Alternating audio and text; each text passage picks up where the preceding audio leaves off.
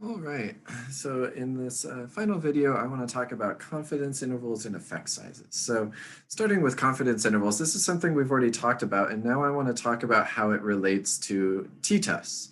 So basically, confidence intervals are very similar to what you're doing in a t-test, and I want to talk about why that is. So if you remember, confidence intervals is an interval that you have calculated where you think the population mean is going to fall. Right? And you have some confidence level that the population mean is going to fall within that interval. So when we're talking about like two groups, when we're talking about a t-test, or we're comparing two things, now what we're really talking about with the confidence interval is where the difference is going to fall in my confidence interval. Right? So I'm going to be able to calculate a confidence interval, and that interval is going to be the interval in which I think the difference between the means will land, right? And it's going to be the difference between the means and the general population.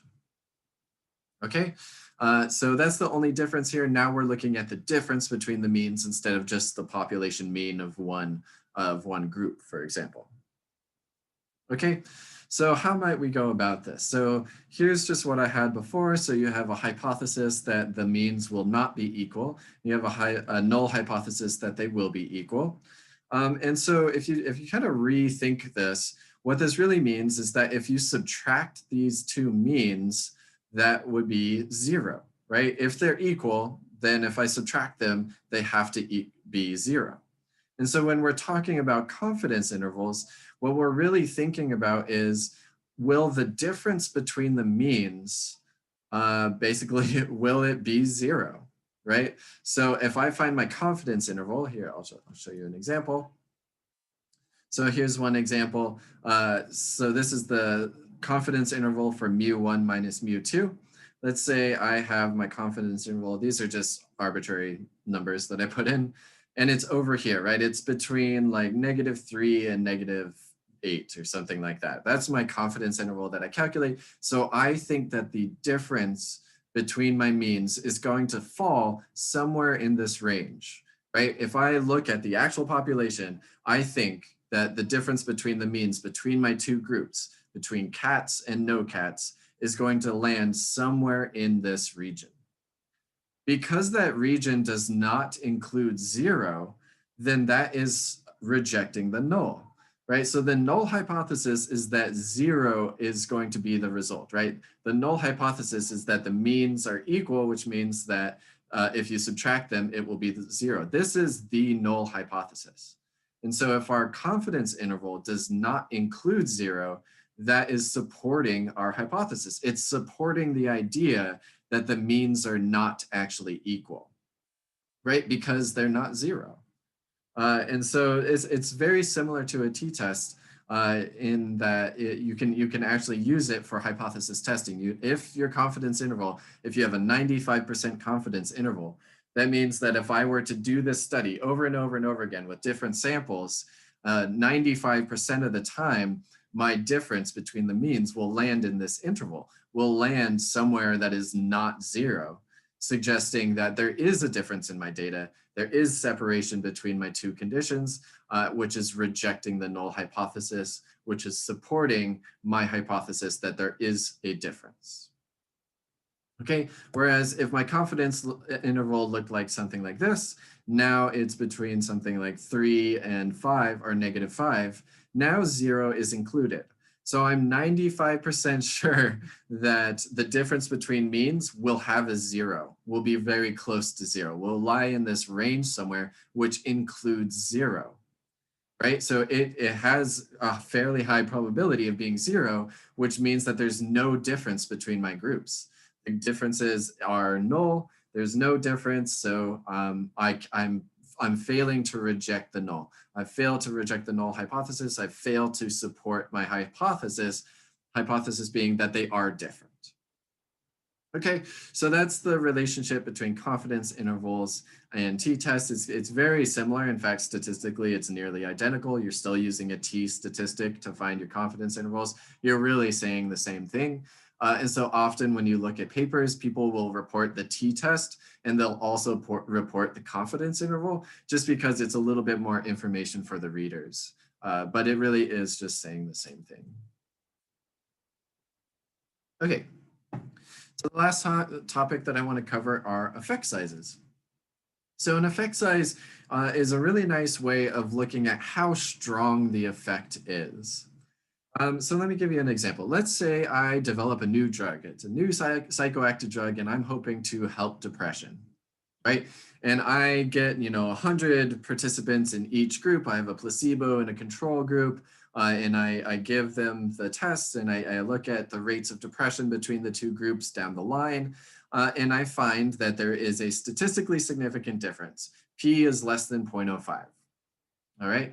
Now, what the difference actually is, the amount of difference between my two groups is actually quite important. If the mean of the treatment group is, let's say, rates, right? We're talking about rates of depression. If the mean of the treatment group had a mean of 1.6 and the mean of the placebo group had a mean of 1.5, the difference is really, really small, right? That's like one of the participants was better, right? Improved in their amount of depression, right? The rates of depression are just very slightly different. I had a whole bunch of participants, which means that that small difference ended up looking like it was significant. But because it's so small, we might just decide not to use that drug. Right, so just looking at t statistics and just looking at p-values doesn't give you all the information you really need. You want to actually look at the difference between the means, and you want to look at the power. What is the size of the effect? How big is the effect? Right, and a much better way of doing it, so that was just an example, a much better way of doing it than just looking at the means is to include the variance somehow. And so that's where this calculation came from. The Cohens D is what this is called. Cohens D is, again, you just subtract the means or subtract your mean from some value, whatever. If you're doing a single sample, you're subtracting it from a value. If you're doing a paired or an independent sample, you're comparing the two means. And then you just divide by the standard deviation. Right, so the optimal way to calculate that would be to use the population statistics, right? So take the population mean, subtract some value, divided by the population standard deviation, and we get some value D, or Cohens D. But as usual, we likely don't know anything about the population, or we're trying to learn something about the population. And so we need to find a way to estimate this using our sample data. And so this is how we do it. It's very similar to what you saw. So D with a little hat on it is what we call Cohens D. And you have, and it's the estimated Cohens D, excuse me, estimated Cohens D has the little hat on it. And you have the mean of the sample minus some value. So this is for a single mean, so a single sample, divided by the sample standard deviation. Or if I have two different means, either paired samples or independent samples, I just subtract the means and divide it, the sample means, subtract the sample means, and divide it by the sample standard deviation. So I'm basically taking that original equation and just estimating it based off of my sample. Okay, and so that's how you calculate Cohens D. And this is just a really nice statistic I'll show you in a moment that you can tell how powerful your difference is. Like how strong is the effect? If the effect exists, how strong is that effect? How big is that difference between my means if you account for the variability? Okay, cool. So one of the nice things, one of the other nice things about effect sizes is that you can relate them to your test statistic, which in this case is a t, and the size of the study. And that's really, really important. I'll talk about that in a moment. But this is how they are related. My little hats are a little bit shifted. Sorry about that. So we have t is equal to the estimated Cohens D times the square root of n, or the other way around, right? The Cohens D, the estimated Cohens D is just t over the square root of n. And then for a two sample, you have to include that possibility that your samples are different. So depending on if you're a one sample or two sample, your relationship between the effect size and your test statistic is going to be a little bit different. just because of the N difference for your two groups. Okay, cool. So that's how you calculate that. And this is really important because we can get at the power analysis. So achieving the desired power. So a power analysis is really, I am designing an experiment, right? And I need to figure out how many participants I want to recruit, right? And it would be really nice to do that even before I run any data, right? So what I want is I want to figure out what is N, right? I'm trying to figure out what N is. And to do so, I need the Cohens D, and I also need the T statistic. Okay, so if I get the Cohens D and the T statistic, that's really hard to say, T statistic, then I can calculate how many participants I'm going to need. Okay, so here's just kind of a guide by Cohen himself, the guy who invented Cohens D, about the effect size, right? So a small effect is a D of around 0.2, medium-sized effect is around 0.5, and a large effect is around 0.8.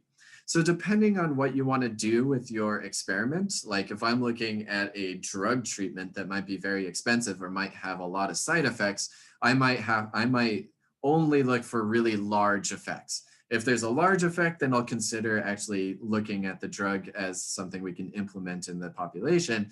But if it's a small effect, then the cost of the side effects is just not worth it, right? And so it just really depends on your sample. If I'm looking at cats versus no cats, I'm likely just going to find a very small effect, but any effect would be kind of interesting. And so I might choose a Cohens D of 0.2. Right, so whatever Cohens D you choose is up to you. It's really up to you as the experimenter. And then the T statistic we're just getting from our table. So what I highly recommend doing, this is just me just telling you what I recommend doing, just use 2. Use 2 for your T statistic. And why do I say that? So if we look at this, it's kind of hard to see. I should use the dot cam. I'll try and I'll talk about this in the example videos that I'll post. But if you look at your table in the two-tailed example, the 0.05, which is typically what people use for the critical value, in that column, as you increase your sample size, it's just kind of varies around 2, right? 2 is a very common T statistic for really kind of high numbers, high values. And so that's kind of what you're aiming for. And so with those 2 values, you have a 2, and let's say I want a large effect, a 0.8, then I can calculate what is the size of my N that I'm going to need to get that. And that's just really important. All of these are very it's just an estimate. It's just generally what do you think is going to happen. But it's a really nice thing to do as an experimentalist so that you know how much money you're going to have to throw at this experiment, for example, because experiments can get very expensive. Like if I'm running an fMRI experiment, every single participant costs more than $500. And so it's really nice to know beforehand generally how many participants I'm going to need to achieve some sort of effect size, right? And so that's what a power analysis is. It's getting at, I want some effect size, how many participants am I going to need to achieve it, right? Based off of an assumed test statistic. Okay, great. So that is it for this lecture. Hopefully that was interesting. Let me know if you have any questions. I will be running some example problems here shortly, and I'll post the videos for those as well. I hope you all have a great day.